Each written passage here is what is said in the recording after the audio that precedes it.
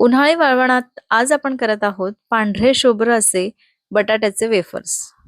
हे बटाट्याच्या वेफर्सची रेसिपी तर अगदी सोपी आहे, पण यामध्ये भरपूर टिप्स वापरावे लागतात, ज्यामुळे आपले हे जे बटाट्याचे वेफर्स आहे किंवा आलू चिप्स आहे, हे छान पांढरे शुभ्र दिसावे, चांगले व्हावे, अजिबात काळे पडू नये किंवा तळल्यानंतर लाल पडू नये. त्यासाठी बटाटा कुठला वापरायचा, तो कितपत शिजवायचा, हे सगळं आपण या व्हिडिओमध्ये बघणार आहोत. तर व्हिडिओ शेवटपर्यंत नक्की बघा. आणि आजचे हे बटाट्याचे वेफर्स करताना आपण अजिबात तुरटी वगैरे न वापरता आपले हे मस्त पांढरे शुभ्र बटाट्याचे वेफर्स तयार केले आहेत. तुम्ही बघत आहात मस्त पांढरे शुभ्र आणि छान तळल्यानंतर पण अजिबात लाल न पडणारे हे बटाट्याचे वेफर्स आपले तयार झालेले आहे. चला तर रेसिपीला सुरुवात करूया. हॅलो, नमस्कार. मी सोनल मेजवानी बा सोनलमध्ये तुमचं खूप खूप मनापासून स्वागत करते. आणि आजच्या अगदी साध्या सोप्या उन्हाळी वाळवणातल्या बटाटा चिप्सला सुरुवात करूया. तर हे बटाटा वेफर्स करण्यासाठी सगळ्यात आधी जर आपल्याला बटाटा कुठला वापरायचा आहे ते बघायचं आहे. तर जे नवीन बटाटे असतात ते आपल्याला इथे वापरायचे आहे. जे जुने बटाटे आहेत ते अजिबात इथे वापरायचे नाही. जुन्या बटाट्यामध्ये स्टार्चचं प्रमाण जास्त असतं आणि त्यामुळे आपले हे जे बटाट्याचे वेफर्स आहेत ते लाल पडतात. जेव्हा आपण हे सुकवतो तेव्हा ते काळे पडतात आणि तळल्यानंतर ते लाल सुद्धा पडतात. तर आता मी इथे 5 किलो हे बटाटे आणले. नवीन बटाटा घ्यायचा आहे. बटाट्याचे चिप्स करताना आपल्याला नवीन बटाटाच वापरायचा आहे. तर हा नवीन बटाटा कसा ओळखायचा? त्याचं जे साल आहे ते छान पातळ असतं किंवा असं निघालेलं साल असतं आणि जो जुना बटाटा असतो ना, तर त्याचं साल थोडंसं डार्क असतं आणि तो बटाटा पण थोडासा डार्क रंगाचा असतो आणि नवीन बटाटे आहेत ते थोडेसे पांढऱ्या रंगाचे असतात. आता या बटाट्याचे साल मी छिलून घेतले आणि त्यानंतर आता याला किसून घ्यायचं आहे. तर जी बटाटा वेफर्सची जी आपली किसणी असते त्याच्याने किसून घ्यायचं. किसून म्हणजे त्याचे स्लाइस झाले पाहिजे. तर कितपत तुम्हाला पातळ जाड करायचं आहे तितपत तसं त्याचे चिप्स तयार करून घ्यायचे. तर मी इथे थोडासा जाड ठेवलेला आहे. मला हे जे बटाट्याचे चिप्स आहे ना थोडेसे जाडसर छान लागतात, आवडतात म्हणून. आणि तुम्हाला तुमच्याकडे जशी जी किसणी आहे बटाट्याची तर त्याने तुम्ही करू शकता. तर बटाट्याचे वेफर्स मी असे छान चिप्स तयार करून घेतलेले आहे आणि याला पाण्यामध्येच ठेवायचं. अजिबात बाहेर ठेवायचं नाही, नाहीतर लगेचच लाल पडतात. तर मी याच पद्धतीने सगळे हे चिप्स तयार करून घेतले आणि इथे माझ्या मदतीला आयुष पण आहे आणि संदीप पण आहे आणि आयुषने पण बरेच बटाटे तयार करून घेतले. जेव्हा मी हे करायला घेतले तर हे दोघं पण मला मदतीला बसलेले होते. तर आता मी हे जे बटाटा वेफर्स आहे ते मी स्वच्छ धुवून घेतलेले आहे. म्हणजे हे जे चिप्स आहे आपण तयार करून घेतलेले बटाट्याचे ते 3 वेळा धुवून घेतले. असंच पाणी बदलवून बदलवून धुवून घ्यायचं आहे आणि त्यानंतर तिसऱ्या वेळेस पाण्यामध्ये हे घालून रात्रभर याला ठेवून द्यायचं. त्यानंतर आता दुसरा दिवस आहे, सकाळ झालेली आहे आणि यातलं हे जे पाणी आहे ना आपण ज्या पाण्यामध्ये होतं बटाटे, तर ते पाणी मी काढून घेतलं. म्हणजेच एका वेगळ्या भांड्यामध्ये थोडंसं फ्रेश पाणी घेतलं. त्यामध्ये हे बटाट्याचे चिप्स परत टाकले आणि त्यानंतर हे जे चिप्स आहेत ते आपल्याला उकळायला ठेवायचे आहे.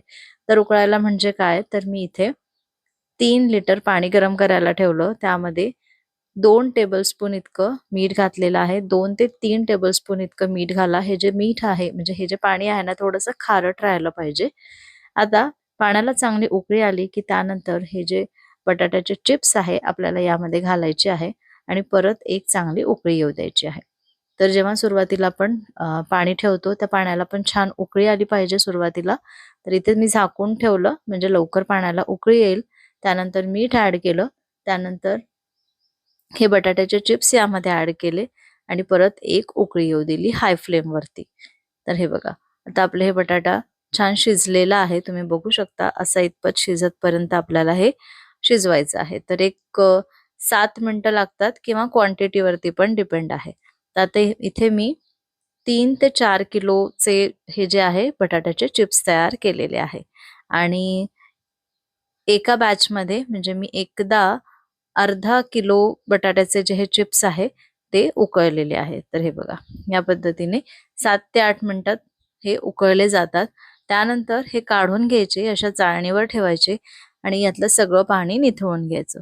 त्यानंतर असे 1-2 बॅच झाले की मग मी टेरेसवर गेली आणि हे वाळत घातले. आता इथे वाळत घालण्यासाठी पण सकाळी संदीप होते मदतीला, मग आम्ही दोघांनी हे चिप्स वाळत घातले आणि याच पद्धतीने सगळे हे चिप्स वाळत घालून दिवसभर उन्हातच ठेवलेले आहे. आणि हे जे चिप्स आहे मी ते सकाळी 9 वाजता केले.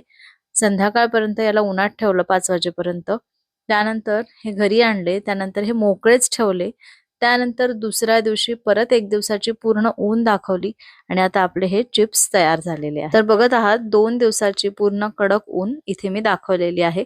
जर तुमच्याकडे ऊन येत नसेल तर हे चिप्स तुम्ही करा, दिवसभर तुम्ही घरातच ठेवा. पण 3-4 तासाची चांगली ऊन म्हणजे एखाद्या पाटीमध्ये वगैरे हे चिप्स ठेवायचे आणि जिथे ऊन येत असेल ना, जिथे खिडकीतून म्हणा किंवा जर टेरेसवरती तुम्हाला म्हणजे तुम्ही सुकवू शकत असाल तर 2-3 तासाची तरी चांगली कडक ऊन याला द्या. म्हणजे हे जे चिप्स आहे ते काळे पडत नाही आणि तळल्यानंतर लाल पण पडत नाही. तर हे बघा आपले मस्त चिप्स तयार झालेले आहे. आता आपण हे तळून बघू. तर बघत आहात तळल्यानंतर किती छान पांढरा शुभ्र रंग आलेला आहे. आज आपण यामध्ये अजिबात तुरटी वगैरे वापरलेली नाहीये. पण तुम्हाला जर वापरायची असेल तर अगदी छोटासा तुकडा तुम्ही पाणी आपण जेव्हा गरम करतो त्या पाण्यामध्ये थोडासा तुरटीचा तुकडा फिरवून घेऊ शकता किंवा घालून घेतला त्यामध्ये तरीही चालेल. त्यामुळे पण आपले हे जे चिप्स आहे छान पांढरे शुभ्र तयार होतात. पण आज मी अजिबात तुरटी न वापरता तरीही आपले हे पांढरे शुभ्र मस्त असे हे बटाट्याचे चिप्स तयार केलेले आहे. हे बटाट्याचे वेफर्स 2-3 वर्ष आरामात टिकतात. आता माझ्याकडे ना मी मागच्या वर्षी बटाट्याचे वेफर्स केले होते ते संपले, पण त्याच्या आधीच्या वर्षी जे बटाट्याचे वेफर्स केले होते ते अजूनही माझ्याकडे थोडेसे शिल्लक आहे आणि ते पण अप्रतिम आहे अजूनही. त्याला ना मध्ये-मध्ये ऊन दाखवायचं. जसं आता पावसाळा येऊन गेला, की त्यानंतर हे जे पापड वगैरे आहे ते थोडेसे सॉफ्ट होतात. मग काय करायचं जेव्हा आपण दिवाळी वगैरे येते, दिवाळीच्या वेळेस किंवा ऑक्टोबर हीटमध्ये छान ऊन पडतं.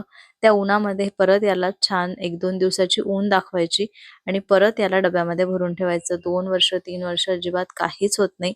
हे सगळे पापड, कुरडई किंवा उन्हाळी वाळवण जे आहे ना, हे असंच छान टिकतं. तर चला आज मी भरपूर टिप्स सोबत ही बटाट्याच्या वेफर्सची रेसिपी तुमच्याशी शेअर केली. त्याला स्टोअर कसं करायचं, कुठला बटाटा वापरायचा हे सगळं मी या व्हिडिओमध्ये शेअर केलेलं आहे. व्हिडिओ आवडला असेल तर एक लाईक करा, जास्तीत जास्त शेअर करा आणि अजूनपर्यंत चॅनलला सबस्क्राईब केलं नसेल तर प्लीज सबस्क्राईब करा. पुन्हा भेटते अशाच एका मस्त रेसिपी सोबत उद्या दुपारी 2 वाजता. तोपर्यंत बाय बाय.